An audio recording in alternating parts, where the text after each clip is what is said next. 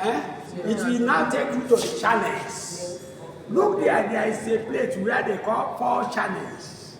4 channels. 4 rechargeable. 4 channels. That 4. You see 4 there.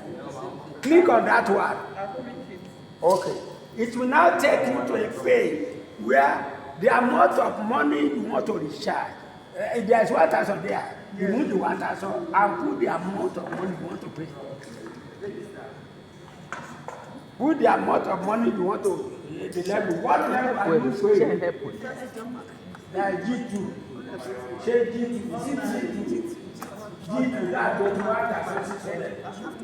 Put 21,000. Then you see where they say bank. Check on that bank. Go down, you say recharge now. Click recharge now. Recharge now.